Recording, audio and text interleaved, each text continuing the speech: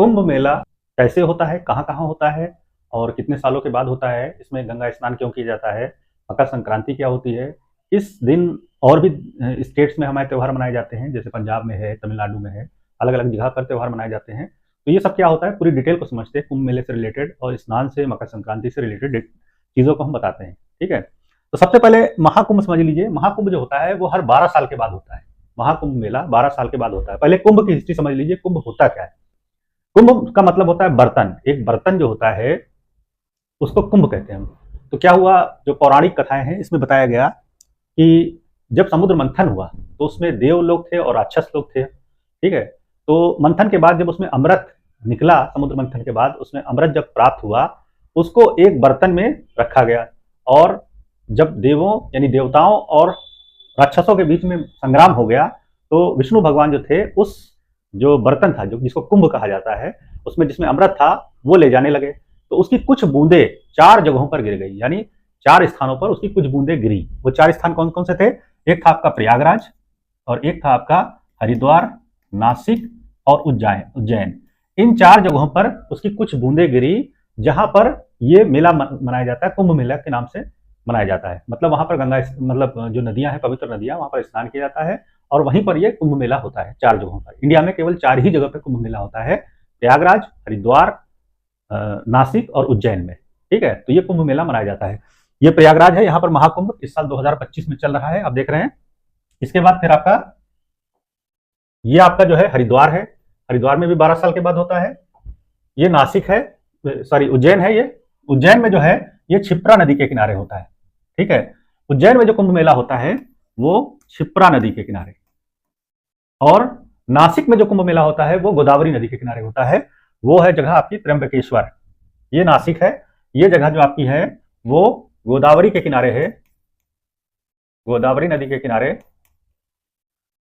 त्र्यंबकेश्वर बोली जाती जगह, वहां पर होता है। और 12 साल के बाद ही होता है। तो कुंभ मेला जो है जब होता है तो इसकी डेट डिसाइड होती है। इसमें 3 राशियां जो है, 3 चीजें इसमें शामिल होती है। एक आपका होता है सूर्य, चंद्रमा, सूर्य, चंद्र और ग्रह। ग्रहों में कौन है? बृहस्पति। इन तीनों के कारण ही ये कुंभ मेला डिसाइड होता है, कुंभ डिसाइड होता है, महाकुंभ कि कब होगा, कहां पर होगा। ठीक है, तो उसको पहले से डिसाइड कर दिया जाता है, अगला महाकुंभ जो है यहां पर होगा। ठीक है, तो प्रयागराज और हरिद्वार में जो होता है वो महाकुंभ के नाम से फेमस है। जबकि उज्जैन और नासिक में जो कुंभ होता है उसको हम सिंह कुंभ कहते हैं। यानी उज्जैन और नासिक में जो कुंभ मेला होता है उसको सिंहस्थ कहते हैं, सिंहस्थ कुंभ। ठीक है, जबकि प्रयागराज और हरिद्वार में जो कुंभ होता है उसको हम महाकुंभ कहते हैं। ठीक है, महाकुंभ ये भी होता है लेकिन सिंहस्थ कुंभ होता है, और ये सब जगह पर 12 वर्ष के बाद होता है। महाकुंभ जो होता है 12 साल के बाद होता है। ठीक है, तो प्रयागराज और हरिद्वार में जो महाकुंभ होता है तो उस समय आप, ये महाकुंभ होता क्यों है, ठीक है, मकर संक्रांति होती क्यों है, जरा इसको समझते हैं हम थोड़ा सा डिटेल में। हमारा जो पृथ्वी है, ये हमारी पृथ्वी है, ये इसकी 0 डिग्री लाइन है, इसको विषुवत रेखा कहते हैं। और ये उत्तरी गोलार्ध है, ये दक्षिणी गोलार्ध है। ठीक है, यहां पर समझ लेते हैं हम जरा फिर से थोड़ा सा डिटेल में, ऊपर समझते हैं थोड़ा। ठीक है, ये आपकी पृथ्वी है, ये आपका 0 डिग्री पर विषुवत रेखा है, या इसको भूमध्य रेखा भी कहते हैं, इक्वेटर भी कहते हैं इंग्लिश में। और ऊपर जो 23.5 डिग्री पर है उसको कर्क रेखा कहते हैं। नीचे 23.5 डिग्री पर लाइन है उसको हम कहते हैं मकर रेखा। ये उत्तरी गोलार्ध है, ये दक्षिणी गोलार्ध है। ये 23.5 डिग्री लाइन है आपकी उत्तरी गोलार्ध में, 23.5 डिग्री दक्षिणी गोलार्ध में। अब देखिए कुंभ होता क्यों है, या मकर संक्रांति होती क्यों है। मकर संक्रांति होती है 14 फरवरी को होती है। तो हमारा सूरज जो है वो यहां पर है, मान लीजिए यहां पर सूर्य देवता है ये भूमध्य रेखा पर। तो ये एक बार जो है कर्क राशि में जाते हैं, कर्क रेखा पे जाते हैं 3 महीने में, 3 महीने लग जाते हैं। कर्क रेखा से फिर बैक होता है, 3 महीने इसमें लग जाते हैं। 3 महीने जाने में मकर रेखा पे लगते हैं, और 3 महीने वापस आने में भूमध्य रेखा पर 3 महीने। तो 3-3 महीने के 4 क्वार्टर हो गए, यानी 1 साल हो गया। ठीक है, तो जब सूरज हमारा मकर राशि पे आता है, ठीक है, यानी दक्षिण में सबसे लास्ट पॉइंट पे पहुंच जाता है, उसके बाद फिर उत्तर की तरफ बैक होता है। जब यहां से बैक होगा सूरज, तब ये तारीख आपकी होती है वो 14 जनवरी, यानी 13 जनवरी को वहां पहुंच जाता है, 14 जनवरी से बैक हो जाता है। 14 जनवरी से ये बैक हो जाता है उत्तर की तरफ, नॉर्थ की तरफ, साउथ से नॉर्थ की तरफ बैक हो जाता है। तो इसको कहते हैं हम, सूर्य देवता जो हमारे हैं वो उत्तरायण में प्रवेश कर गए, यानी दक्षिणायन से उत्तरायण में प्रवेश कर गए हैं। और 14 तारीख को, 14 जनवरी को मोस्टली ये बैक हो जाते हैं उत्तरायण में। ठीक है, तो इस 14 जनवरी को हम मकर संक्रांति मनाते हैं, क्योंकि ये मकर रेखा पर है। सूर्य देवता जो है हमारे मकर रेखा पर हैं, मकर रेखा से जब वापस होंगे तो तब ये जो है मकर संक्रांति मनाई जाती है। इसी के उपलक्ष्य में मकर संक्रांति मनाते हैं। तो सूरज क्या होते हैं, यहां से धनु राशि से और आपका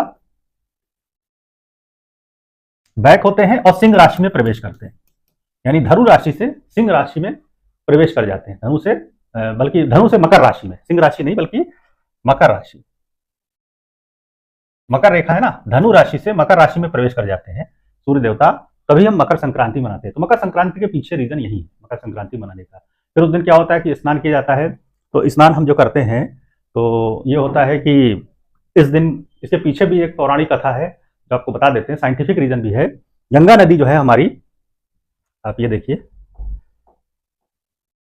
ये धनु राशि से जो है, ये धनु राशि है आपकी, सूर्य देवता और मकर राशि में प्रवेश कर जाते हैं, तब हमारी मकर संक्रांति होती है। तो इस दिन नहाया क्यों जाता है, जरा इसका कारण समझते हैं हम। नहाने का कारण क्या होता है, तो सबसे पहले आप ये जान लीजिए कि जो हमारा बृहस्पति ग्रह है, सूर्य है,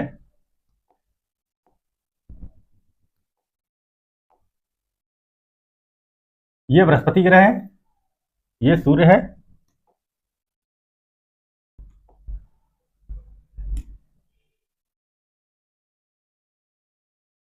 ये बृहस्पति है, ये सूर्य है आपका, ठीक है, और चंद्रमा। इन तीनों के कारण ही ये जो है हमारा जो संक्रांति या जो मनाया जाता है, जो प्रवेश होता है, जो मतलब सूर्य जो इधर से आता है, चंद्रमा और बृहस्पति ग्रह, इनके कारण ही संक्रांति मनाई जाती है हमारी। तो उस दिन जो नहाने का कारण है, तो हमारा जो सूर्य से जो पृथ्वी पर जो रेज आती है, सूर्य की जो पृथ्वी पर रेज आती है, वो बृहस्पति ग्रह से टकरा के आती है पृथ्वी पर, यानी सूर्य की जो किरणें हैं वो पृथ्वी पर डायरेक्ट ना करके बृहस्पति से टकरा के, इस एंगल पे हो जाता है वो कि बृहस्पति से टकरा के आती है। तो उसके टकराने से कई एक जो बीमारियां, यानी अल्ट्रावायलेट रेज जो हैं, उसका खतरा हम पर बना रहता है हमारे शरीर पे, कि हमारी त्वचा पे ना पड़ जाए। तो इससे पहले हम अपने जो है, जो त्वचा के रोम छिद्र हैं, इन सबको जो है साफ ऑफ कर लें सूरज की किरण पड़ने से पहले, ठीक है। तो इसके लिए और कोई एंटीसेप्टिक से नहा लिया जाए तो हमारी जो है सारी बीमारियां जो है दूर हो जाएंगी, शारीरिक जो ऊपर से बीमारियां लग सकती हैं। तो इसके लिए लोगों ने जो है ये धारणा बना दी कि गंगा में नहा लिया जाए, ठीक है। धारणा क्या, वो सही भी था। अब गंगा नदी में नहाने के पीछे रीजन क्या था, गंगा जो है वो हमारी गंगा नदी, ठीक है, कहां से निकलती, गंगोत्री से निकलती है। गंगोत्री से निकलने के बाद गंगा जो है वो हरिद्वार में मैदानी इलाके में प्रवेश करती है। पहले वो जंगलों से, पहाड़ियों से, कई एक जड़ी बूटियों से होती हुई, बहती हुई और हरिद्वार में मैदानी इलाके में आएगी, ठीक है। तो चूंकि गंगा नदी जो है गंधक की पहाड़ियों से होकर बहती है, तो अपने साथ कई एक जड़ी बूटियां, एंटीसेप्टिक लेके आती है, ठीक है। इसके पानी में घुल जाती है एंटीसेप्टिक एक तरीके से, ठीक है।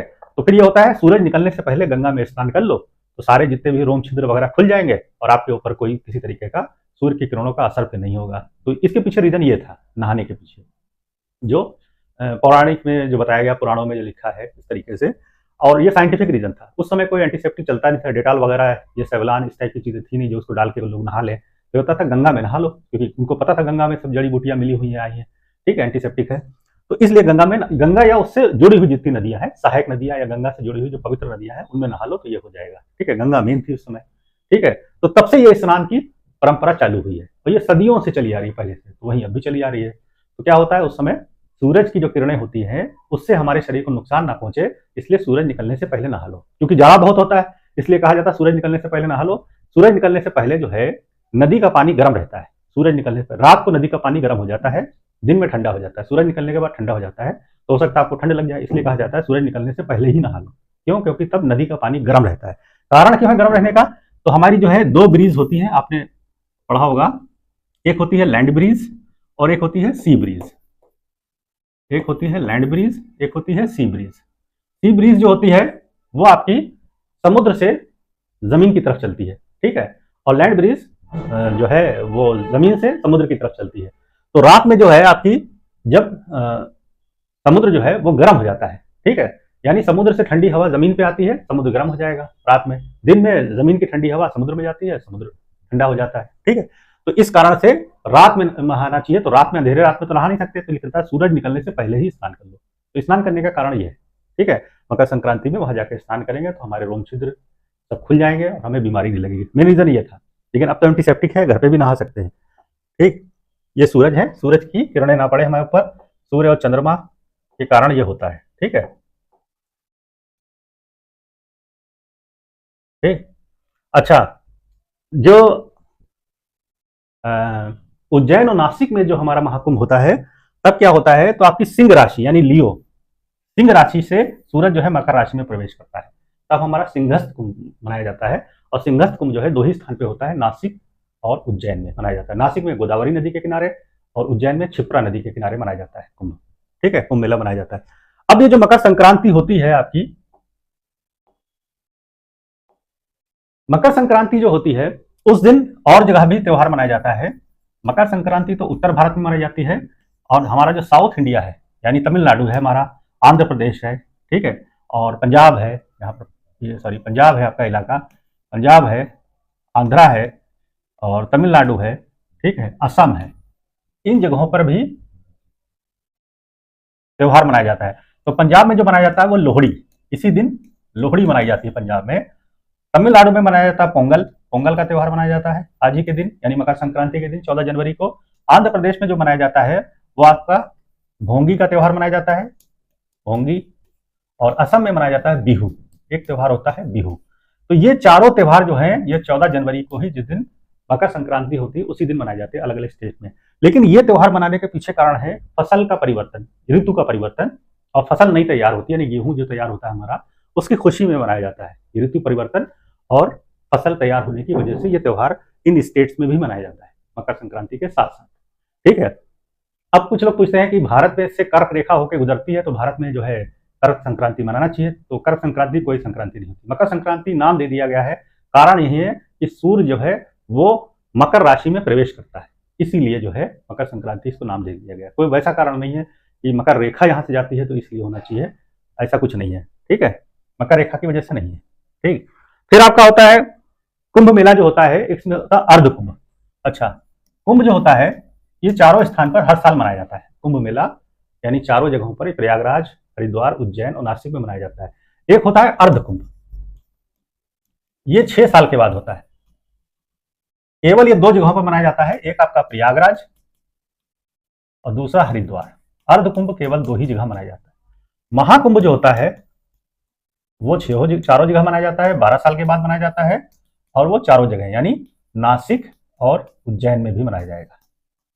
अगला जो महाकुंभ है ये इस समय 2025 का जो महाकुंभ मनाया जा रहा है वो आपका प्रयागराज में मनाया जा रहा है, और अगला महाकुंभ 2028 में मनाया जाएगा जिसको हम सिंहस्थ महाकुंभ कहेंगे, वो उज्जैन में क्षिप्रा नदी के किनारे मनाया जाएगा, क्षिप्रा नदी के किनारे 2028 में। 2016 में महाकुंभ मनाया गया था, महाकुंभ मनाया गया था। अब अगला महाकुंभ 2028 में उज्जैन में क्षिप्रा नदी के किनारे होगा महाकुंभ मेला, ठीक है, तो क्षिप्रा नदी किनारे, ठीक। तो महाकुंभ हमको लगता है आपकी समझ में आ गया महाकुंभ क्यों मनाया जाता है, ठीक है, और महाकुंभ किन नदियों के किनारे मनाया जाता है, मकर राशि क्या होती है, मकर संक्रांति क्यों मनाई जाती है। खिचड़ी लोग इसलिए बना के खाते हैं क्योंकि जब आप बीमारी होगी ना तो आपको हल्की डाइट लेनी चाहिए। हल्की डाइट लेने का मतलब सबसे हल्की डाइट जो है वो खिचड़ी ही होती है। डॉक्टर भी ये कहते हैं जब कोई बीमारी होती है, पेट खराब होता है तो कहते हैं खिचड़ी खाइए आप, ठीक है, ठीक हो जाएंगे। इसीलिए इस दिन खिचड़ी बढ़ती है, खिचड़ी खाई भी जाती है। कि आपको बीमारी लग सकती है कोई, तो फिर खिचड़ी खाइए, हल्की डाइट लीजिए, बहुत हेवी डाइट ना लीजिए। इसलिए खिचड़ी खाते हैं, खिचड़ी बांटते हैं, सब लोग खा रहे हैं, हम लोग भी खाते हैं खिचड़ी, ठीक है। तो खिचड़ी, इसीलिए इसको खिचड़ी खिचड़ी कहने लगे, खिचड़ी का त्यौहार लोहड़ी। कुछ लोग इसको जब मौज मस्ती में पतंगे भी उड़ाते हैं, पतंगों का त्यौहार बता देते हैं, थोड़ा उस दिन मस्ती करने लगते हैं। जब नदी किनारे नहाने जाएंगे तो थोड़ा बहुत उछल कूद मचाएंगे, तो होता है चलो पतंग भी उड़ा लें, पतंग भी उड़ाने लगते हैं। तो ये हम समझते हैं आपको महाकुंभ समझ में आ गया होगा, और इसके पीछे कारण क्या है महाकुंभ होने का, क्यों नहाया जाता है, कहाँ कहाँ होता है, ये आपको अच्छी तरह से समझ में आ गया होगा, ठीक है। Thank you.